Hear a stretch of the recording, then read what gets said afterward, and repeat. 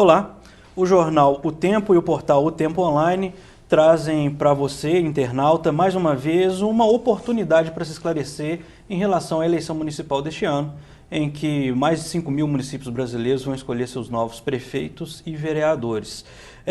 E o estúdio do portal O Tempo Online tem a honra de receber hoje Délio Malheiros, deputado estadual e pelo PV e candidato a vice-prefeito na coligação do Márcio Lacerda, atual prefeito, candidato à reeleição, o Márcio, que é candidato pelo PSB. Quem participa dessa conversa com a gente é Bruna Zanetti, do portal O Tempo Online.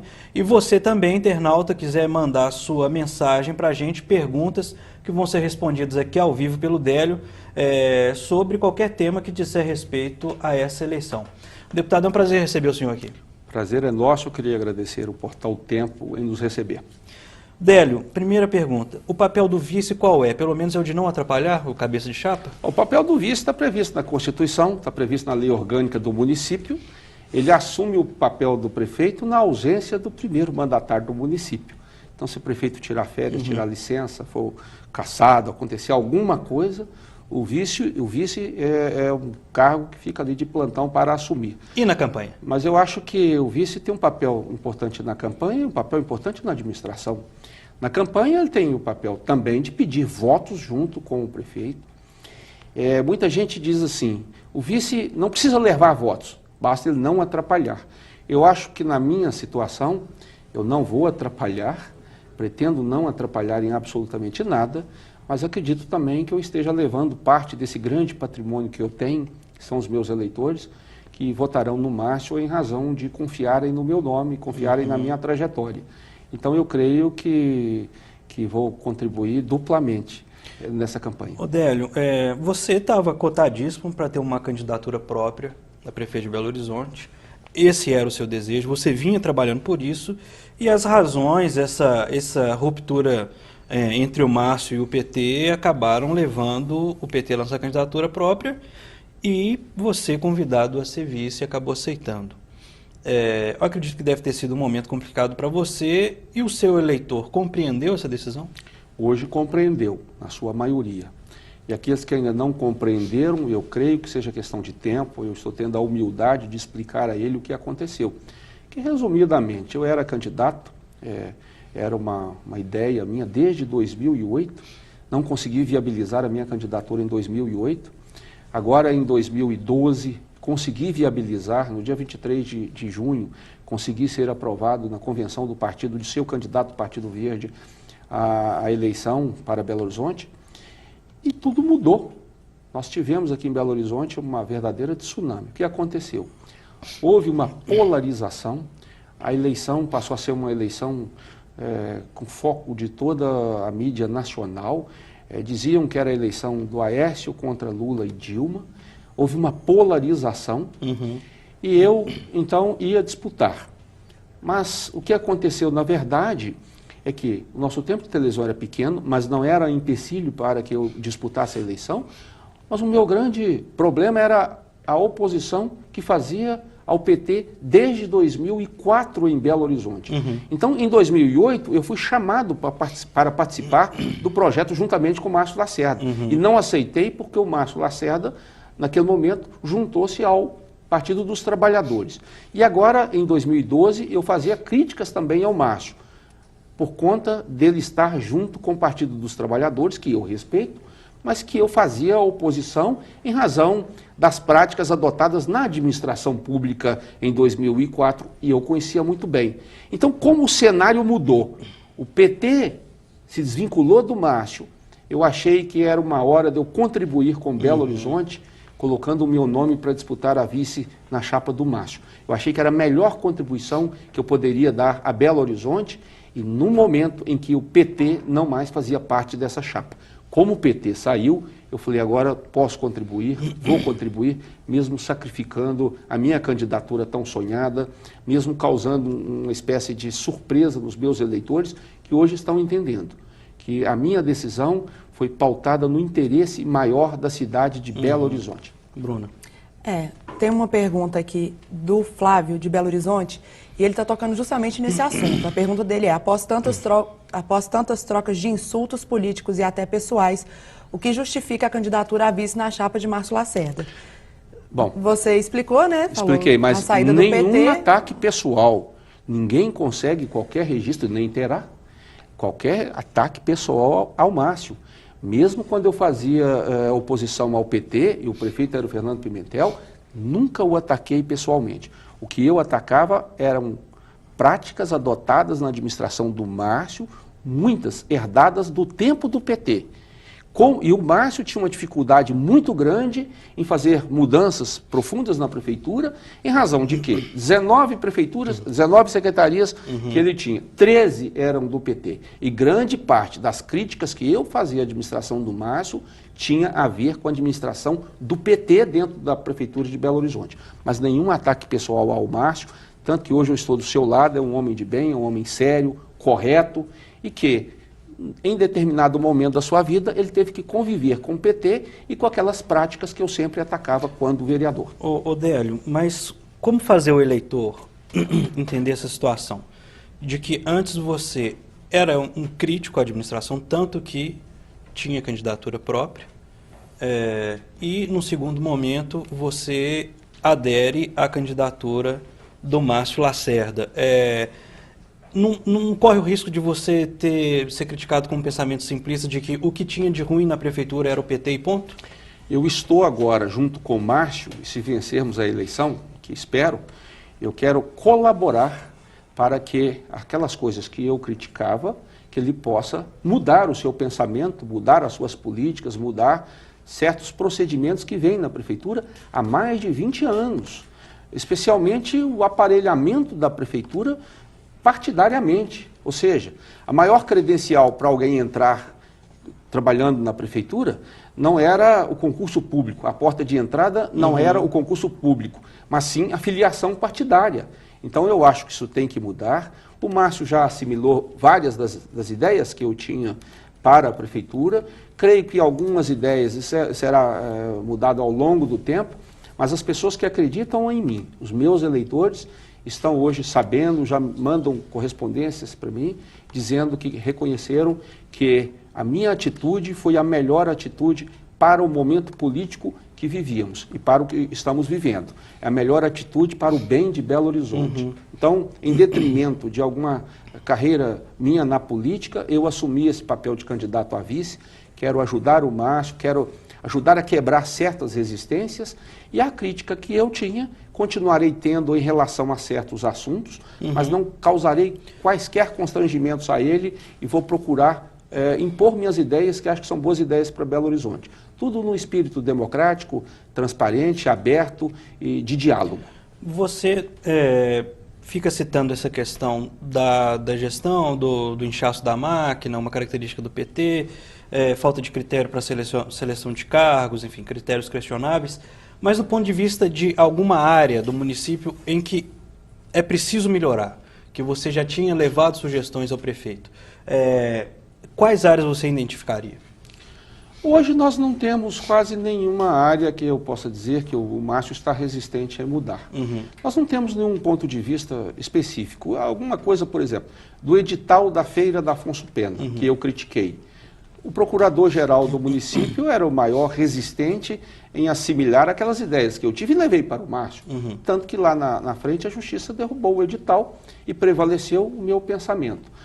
Na verdade, eu acho que eu vou dar ao governo do Márcio, se vencermos, um maior diálogo. Eu serei um elo com aquelas classes menos favorecidas e que têm alguma relação com a prefeitura, como os taxistas, como os feirantes, como as bancas de jornais, como os profissionais liberais que dependem de alguma legislação municipal.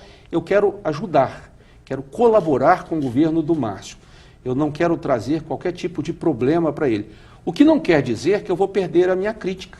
Eu sempre terei o meu poder de crítica e sempre vou criticar dentro da administração, como eu faço hoje na Assembleia, em relação ao governo do Estado, e procurar encontrar soluções para os problemas. não quero trazer problemas para a administração. Eu hoje, às vezes, critico o governo do Estado dentro da Assembleia, mas primeiro eu vou ao governador e vou à exaustão, colocando as minhas ideias e mostrando porque eu acho que são as melhores para o Estado. E muitas vezes o governo muda, muitas vezes ele aceita. E se ele não aceitar, eu não vou levar o assunto para o público, para a imprensa e denunciar. Não vou fazer isso. Eu acho que eu vou fazer parte de um governo, eu tenho a minha responsabilidade e a minha obrigação em ajudar. Deputado, agora uma pergunta bastante específica aqui do Wilson Campos. Ele diz assim: você prometeu em reunião em seu gabinete com lideranças de bairros, inclusive com o movimento de associações de moradores de BH, que pediria uma audiência pública em defesa da Mata do Planalto e não cumpriu. Ele quer saber o que será feito em relação à Mata do Planalto. Não, ele deve estar equivocado, não é? Nós estamos com a pauta de audiência na Comissão de Meio Ambiente e vai ser feita essa audiência, sim, não só em relação à Mata do Planalto, nós estamos com audiências lá em relação à Gandarela, em relação ao Cercadinho, em relação à Serra da Calçada, então nós vamos sim, não tem nenhum problema e pode ter ocorrido algum equívoco. Deputado, a gente tem identificado aí nas agendas, tanto sua quanto do Luiz Vasconcelos, candidato a vice do Patrus, muita atividade, muitas agendas de campanha. No seu caso específico, a gente identifica uma preocupação em dialogar com determinadas áreas, você citou aí o exemplo da Feira Hippie, áreas que tiveram rusgas com a administração atual. É isso mesmo? Eu quero ajudar em todas as áreas. Hoje eu estaria à noite na UAB, estive hoje em um sindicato, conversamos a semana passada com os taxistas, com os motociclistas, encontramos soluções para os problemas do chamado motofrete, que são 50 mil em Belo Horizonte. Eu estive nos bairros, então eu quero ajudar a candidatura do Márcio em todas as áreas, sejam geográficas, sejam temáticas. E eu creio que o Márcio é uma pessoa focada para acertar. Ele é um grande administrador. Então é preciso que alguém o ajude também nessa comunicação, nessa sinergia com a sociedade civil. Mas isso é um papel que você assumiu na campanha? Assumi esse papel. Eu acho importante conversar com as associações de bairros, mesmo naqueles pontos em que haja alguma resistência. Esse é o meu papel mesmo, porque eu sou advogado e o tribunal tem reconhecido no meu trabalho, às vezes, como conciliador. Eu não estou em busca da demanda, mas em solução para aquela demanda. Então, eu acho muito importante você ter como desafio quebrar as resistências, encontrar a melhor solução para o cidadão de Belo Horizonte. Não é? E, às vezes, dizendo não, porque muitas vezes as pessoas me procuram e eu digo, olha, meu ponto de vista é diferente, mas se você tiver uma alternativa melhor, vamos conversar, vamos encontrar uma solução para esse conflito. Um segmento que encabeçou aí esse dito fora Lacerda é muito associado aí à área cultural. Vem desde o problema do risco de cancelamento do FIT, do Festival de Teatro, aí se não me engano, 2 anos atrás, ou 1 ano atrás. 2010. Em 2010. E aí, como é que está o diálogo com esse pessoal? Ontem tivemos uma reunião com vários artistas e várias pessoas da área cultural. Hoje eu percebo que a resistência em relação ao Márcio na área cultural é muito pequena. E tinha ainda um problema lá atrás, um problema político que eu não quero me envolver nele. Envolvi uma pessoa ligada ao Partido dos Trabalhadores e era uma questão muito pontual. Hoje, Belo Horizonte, o Márcio mostrou isso essa semana e mostrará nos programas eleitorais, está com uma atividade cultural muito intensa, não só em relação ao próprio FIT, em relação à ocupação das praças para a atividade cultural, em relação a vários eventos que estão vindo para Belo Horizonte na área cultural, temos aqui problemas de espaço. Nós não temos, por exemplo, um grande anfiteatro para 6, 8 mil pessoas. Existem até boas ideias em tramitação na Prefeitura de Belo Horizonte. Mas no que diz respeito à área cultural, todos os dias nós temos assistido no nosso comitê a presença de artistas, de produtores que vão lá colocar à disposição do prefeito e dar ideias, dar sugestões. Então, se você analisar esse site que você estava dizendo, ele está hoje até menos agressivo, ele está hoje menos acessado do que tempos atrás. Mas vamos conversar, vamos procurar quebrar qualquer tipo de resistência. a nossa relação com a área da cultura está muito bem. Outro ponto crítico é a área de habitação. Belo Horizonte, de 2 anos para cá, vem vivendo aí algumas crises pontuais relacionadas a ocupações de movimentos sem teto, que até tiveram repercussões internacionais por meio da internet, um fenômeno, assim, o Dandara, por exemplo. E a prefeitura é acusada de truculência, de desconsiderar os direitos humanos no processo de desocupação, associado também ao governo do Estado por meio da Polícia Militar, enfim. Como é que você pode colaborar com isso e como é que vocês, nessa campanha, vão dialogar com esses setores? São relações realmente muito conflituosas. E muitas vezes a prefeitura não tem absolutamente nada a ver com o que aconteceu. No caso do Dandara, por exemplo, era uma área privada, envolvendo uma construtora, que conseguiu uma ordem judicial para desocupação. Foi desocupado por parte da Polícia Militar. Em outras áreas, por exemplo, como no Barreiro, havia uma invasão de uma área ambiental. Então, eu acho que nós temos que encontrar soluções que sejam soluções criativas, em que o poder público ele deve servir de indutor dessas relações entre os particulares e esses grupos ligados a movimentos sem casa, etc. Mas, às vezes, o município tem que ser zeloso também. Olha o que aconteceu no anel rodoviário, em que, ao longo dos anos, especialmente na década de 90, nós tivemos inúmeras invasões, com risco das pessoas serem atropeladas à margem do anel rodoviário. E o poder público foi tolerante ao extremo. Depois teve que desapropriar, imagine, ou teve que desocupar determinada desocupação, pagamento de indenizações para aquelas pessoas. Quer dizer, o poder público, que foi omisso, depois teve que indenizar para que as pessoas desocupassem. E nós temos que ter um respeito muito grande àquelas pessoas que entram na fila corretamente, aguardando o momento de ter acesso à sua moradia, seja num programa desenvolvido pela própria prefeitura, seja do Minha Casa Minha Vida. E a prefeitura hoje tem, de fato, uma dificuldade do programa em razão do preço dos terrenos em Belo Horizonte. Mas a prefeitura, ela não deve ter um papel simplesmente de desapropriar. Ela tem que chamar o setor privado e, num diálogo com o setor privado, encontrar esses terrenos para a construção dessas moradias. A prefeitura não tem recursos para desapropriar terrenos no preço que está hoje em Belo Horizonte e tem que encontrar, mapear esses terrenos e a iniciativa privada, sim, construir e colocar esses apartamentos à venda. Mesmo porque a Caixa Federal, nesse programa Minha Casa Minha Vida, entra com um subsídio que chega a R$30 mil para as famílias de 1 a 3 salários mínimos.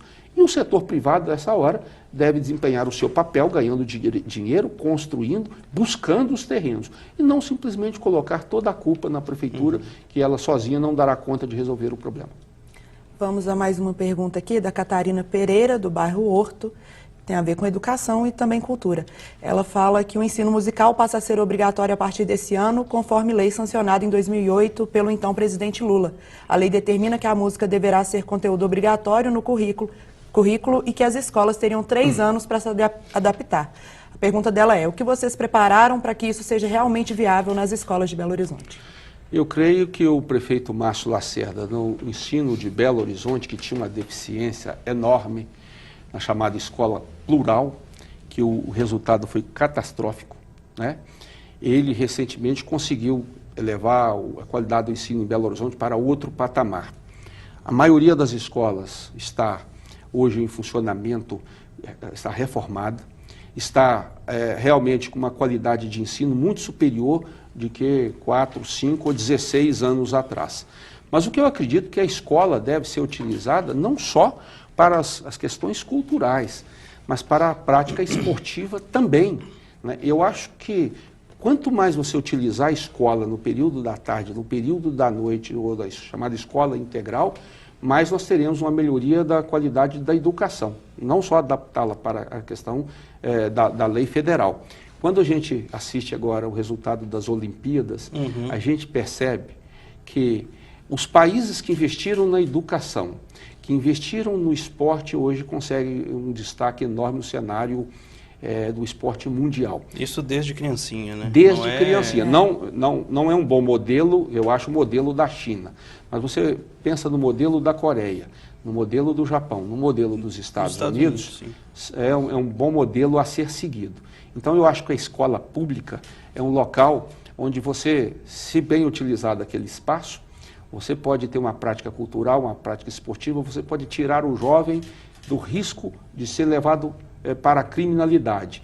E ali, na escola, ele ter acesso à cultura, ele ter acesso ao esporte, ele ter acesso a alguma outra atividade de lazer que faz crescê-lo, que faz ampliar o seu conceito de cidadania. Odélio, esse tema, que você resvalou aí na Escola Plural, ele foi citado também en passant no debate da Band da semana passada.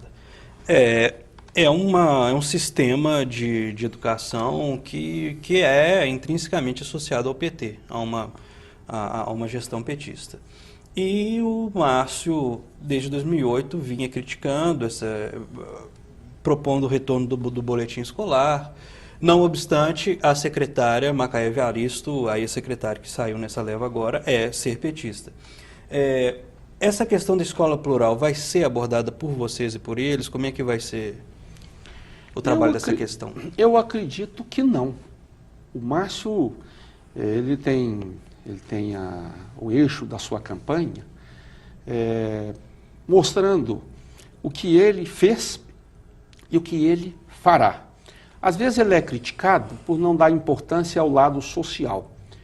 Eu quero reproduzir as palavras dele hoje no evento que participamos. Ele disse, olha, a questão social não é só distribuir dinheiro quase que como uma esmola para as pessoas, mas investindo nas UMEIs, construiu várias UMEIs que acolhem as crianças enquanto os pais estão trabalhando, investindo na qualidade da escola, investindo na área da saúde, que é uma área com problema no Brasil inteiro e que ele está tentando resolver os problemas, não é? E, portanto, eu creio que ele não irá focar, a não ser que seja provocado, essa questão da educação, não é?